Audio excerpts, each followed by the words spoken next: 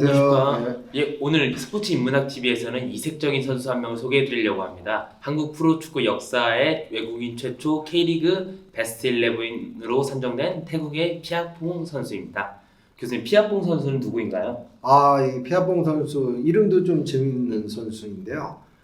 1984년 이제 한국 그 프로축구 리그에서 그 슈퍼리그에 이제 등록명, 그러니까 피아퐁 피우엔이란 이름으로 이제 등록이 된 태국 출신의 선수이고요.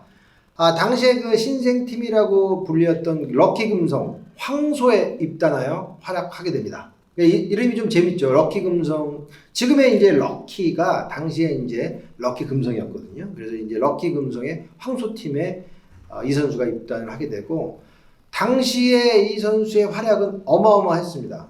최초의 외국인 선수로 많은 사람은 기억하고 있지만 83년 초대 슈퍼리그 그 포항제철의 그 호세와 세르지오 선수가 K리그 첫 외국인 선수로 등록이 되었는데, 이 피아퐁 선수는 K리그 첫 외국인 베스트 11에 선정된 엄청난 실력을 갖고 있는 선수로 평가받게 되죠. 예.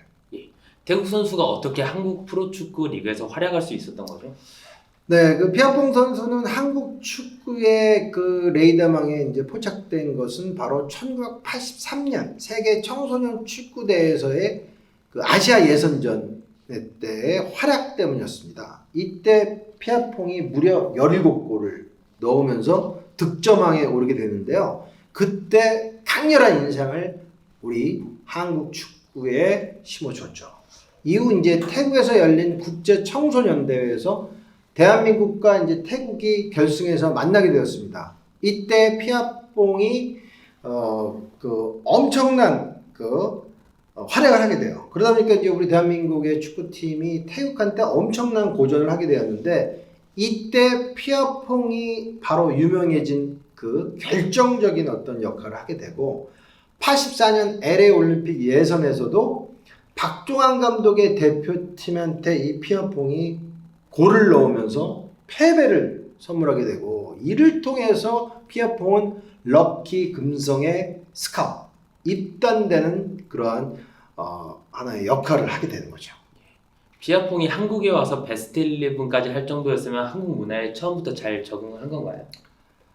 사실 그 한 리그에서 최고의 선수가 된다는 것은 그 문화도 잘 익숙해져야 되는 것이죠. 우리가 뭐 손흥민 선수라든지 과거에 박지성 선수 보면 그 영국 문화에도 잘 익숙했기 때문에, 잘 적응했기 때문에 그런 최고의 선수가 될 수가 있었고, 또 지금도 이제 최고 선수를 평가받고 있는데요.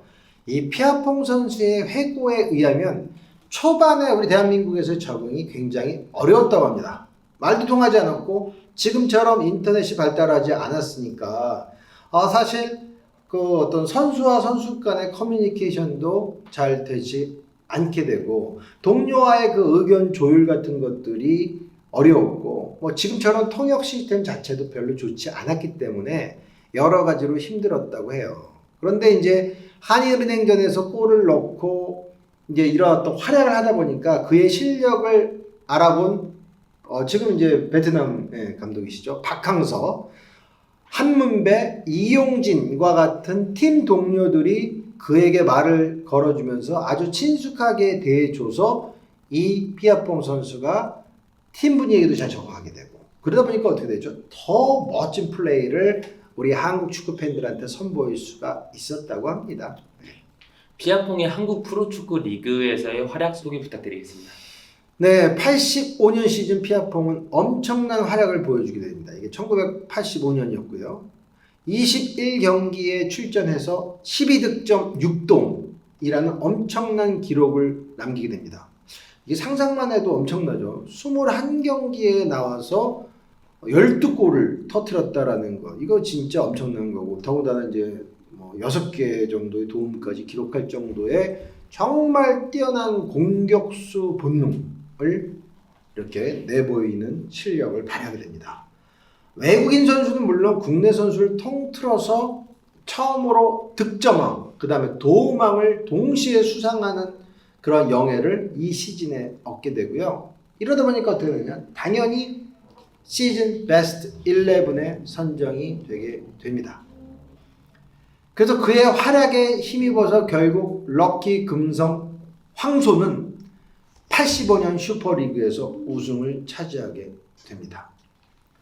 네, 피아퐁을 영입한 럭키 금성 팀이 그 모기업은 결국 럭키 금성 그룹이잖아요. 그러니까 럭키 금성 그룹이 이 그 피아퐁의 그 이제 친정팀이 되다 보니까 실질적으로 태국에 진출하는데도 굉장히 많은 도움을 얻었다고 합니다.